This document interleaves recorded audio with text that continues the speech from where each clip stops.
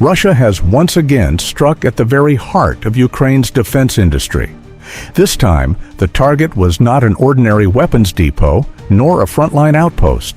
The target was a legendary factory, a facility whose name has long echoed through the history of missile power in Eastern Europe, the Pavlograd Chemical Plant. But why this target? Why Pavlograd?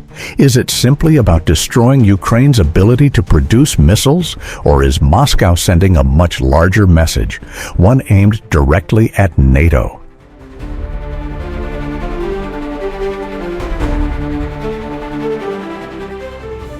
The Pavlograd Chemical Plant, or PCP, has been standing since the Soviet era. During the Cold War, this facility played a critical role in producing solid rocket fuel for intercontinental ballistic missiles. In many ways, part of the Soviet nuclear arsenal was born here, but after the collapse of the USSR, the plant nearly died. The machines went silent, thousands of workers left, and Pavlograd became nothing more than a monument to a fading empire. Then came 2014, and the Donbass conflict. Kyiv realized it could no longer rely solely on old stockpiles or foreign deliveries. So, Pavlograd was brought back to life. From that moment, the plant once again became the center of Ukraine's strategic ambitions. It repaired old SS-24 Scalpel missiles, developed the new Hrym-2, also known as Grom-2, and supplied key components for military drones. Pavlograd was no longer just a factory. It became a symbol of Ukraine's determination to stand on equal ground with the world's advanced defense powers.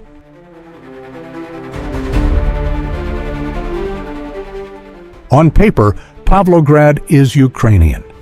But is it really independent, or has it already been infiltrated, supplied, and controlled by foreign powers? Electronics for guidance systems, composite materials, even funding for certain projects. Many of these, according to multiple reports, came from abroad. Some missile projects were financed by partners in the Middle East, but with Western oversight. And year by year, Ukraine's defense production has been reshaped to match NATO standards. Does that make Pavlograd a NATO factory?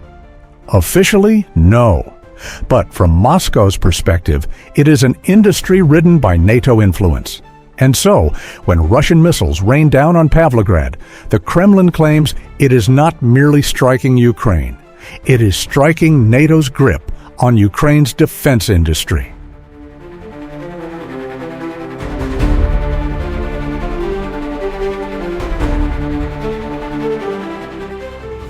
That night, the air raid sirens screamed across Ukraine once again. Russia launched a massive, coordinated operation. From the skies, two 95MS and two 160 strategic bombers fired Kh-101 cruise missiles. From the ground, Iskander-M and Iskander-K ballistic missiles were unleashed, just as in 2024, when 5 Iskanders struck Pavlograd at once. From the sea, Kalibr missiles roared in, and overhead, more than 100 Garand-2 drones swarmed toward the Dnipropetrovsk region. Picture this, only 7 strategic bombers were deployed, 5 Tu-95s and 2 Tu-160. Yet with the combination of ballistic missiles, cruise missiles, and drones, the outcome was devastating. Was this just another routine strike, or was it a deliberate choice? A clear signal that Russia is now focusing on targets with far greater strategic value.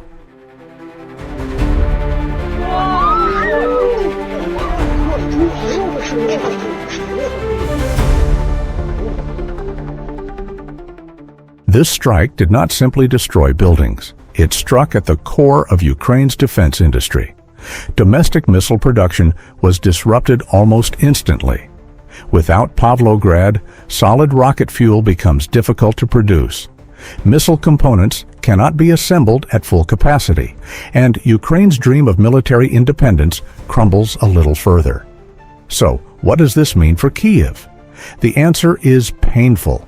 It means deeper reliance on NATO weapons, ATACMS, Storm Shadow, Scalp-EG, Every time a Ukrainian plant is knocked out, the door to dependence opens even wider.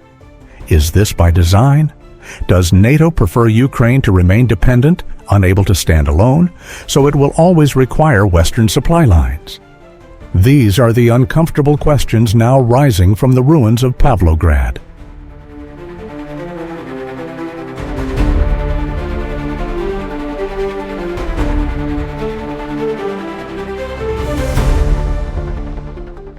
And, as always, civilians paid the highest price. Explosions rocked nearby towns, killing dozens, including children, and injuring hundreds more. Homes collapsed. Schools and public buildings lay in ruins. Tens of thousands lost power, water, and access to basic services. Was this purely a military operation? Or was Russia also sending a brutal reminder? Ukraine's defense industry is inseparable from the lives of its people. Whatever the intention, the suffering on the ground is undeniable. And it is growing.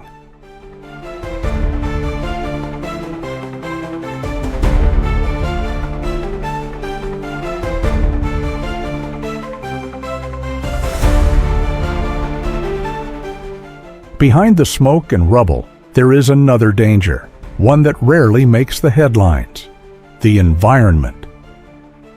Pavlograd stores dangerous chemicals for rocket fuel. When the facility is struck, the risk of contamination spreads across soil, water, and air. Fields can be poisoned.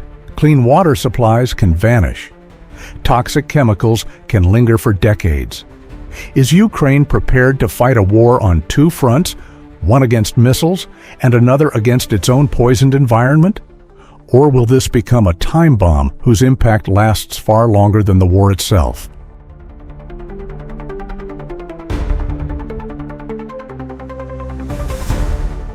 The strike on the Pavlograd Chemical Plant proves one thing: this conflict is far more complex than it appears on the surface.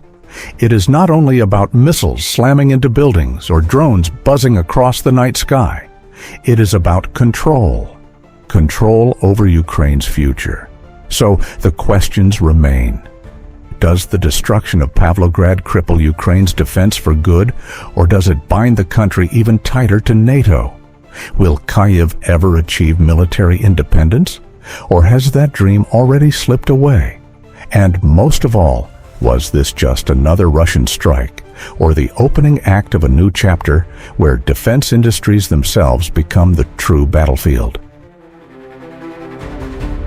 There are no easy answers, but one thing is certain: the fate of Pavlograd may become the mirror, reflecting the future course of this war.